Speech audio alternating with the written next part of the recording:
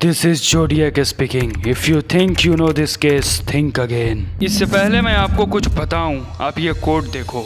आपको बिलीव नहीं होगा, इस कोड को 51 साल लग गए डिकोड होने में। और आप ये जो साइन अपने स्क्रीन पर देख रहे हो, इसने अमेरिका के अंदर तहलका मचा कर रख दिया था। ऐसा मर्डरर जो खुद दावा करता था कि मैंने 37 मर्डर किए हैं, लेकिन आश्चर्य की बात तो ये है कि पुलिस के हाथ लगी तो बस एक स्केच और उसके भेजे हुए लेटर्स। तो क्या वो कोड डिकोड हो पाया?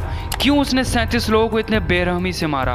और सबसे महत्वपूर्ण सवाल, वो कपल्स को ही अपना टारगेट क्यों बनाता था? इन सारे सवालों के जवाब आपको आने वाले कुछ मिनटों में मिल जाएंगे। तो नमः नमस्ते नमस्कार। इस कहानी की शुरुआत होती है 20 दिसंबर 1968, जब दो हाई स्कूल स्टूडेंट बेटली जेनसन और डेविड आर्थर फैराडे अपने डेट पर थे और लेक हार्मन रोड के पास उन्होंने अपनी कार को पार्क किया था।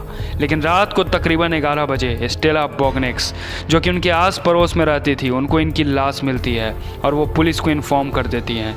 लेकिन इन्वेस्टिगेशन के बाद ये पता चला कि वहाँ पर एक और कार आई थी जिसमें किलर था और उसने उन दोनों को शूट करके उनका मर्डर कर दिया था। कुछ महीनों बाद फिर से 4 जुलाई 1969 को डैर्लिन फेरिन और Michael Mageau Blue Rocks Spring Park में अपनी कार पार्क करते हैं। तभी उनके पीछे से एक कार आती है और उस कार में से एक आदमी निकलता है जिसके एक हाथ में गन रहती है और दूसरे हाथ में टॉर्च। फिर गन की मदद से वो इंसान उन दोनों को शूट करके वहां से चला जाता है। और रात के तकरीबन 12 बजे पुलिस स्टेशन में एक कॉल आती है जिसमें एक अननोन इंसान ये बोलता है कि मैं किलर बोल रहा हूँ और लेक हार्मन रोड और ब्लू स्प्रिंग्स के पास जो मर्डर हुए हैं वो मैंने ही किया है। पुलिस जब उस फ़ोन कॉल को ट्रेस करती है तब ये पता चलता है कि वो 500 मीटर दूर एक फ़ोन बूथ का नंबर है। दोस्तों, इसी किलर को आगे जाकर हम द जोडेइक किलर के नाम से जानेंगे। किलर्स के लेटर्स की बात करें तो 1 अगस्त 1969 को पुलिस वालों को कुछ लेटर्स मिलते हैं जिसके अंदर वो इम्पोर्टेंट बातें बताई गई थी जो कि उस किलर ने लिखी थी।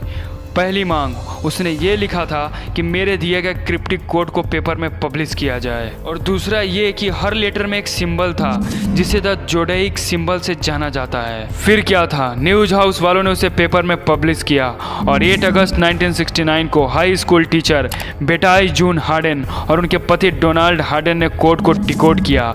तब ये पता चला किलर ने उसमें कहा था उसे इंसानों को मारने में बहुत मज़ा आता है। इनफैक्ट जानवर को मारने से अच्छा है कि इंसान को मारना, क्योंकि इंसान जानवर से ज़्यादा खतरनाक है। और उसका यह भी कहना था कि जिन लोगों को उसने मारा है वो मरने के बाद स्वर्ग में उसके गुलाम बनकर रहेंगे। और वो यही नहीं रुकता है, इसके बाद उसके हाथों कुल 37 लोगों को मौत के घाट उतार दिया जाता है। अब जो लोग उसके मार से बच गए थे उन्होंने ये बताया कि वो 5 फीट 11 इंच की लंबाई वाला इंसान था जो कि चश्मा लगाए और जिसके बाल भूरे और घुंघरैले थे। इसके बाद पुलिस वालों ने एक स्केच बनाई जो कुछ इस प्रकार थी।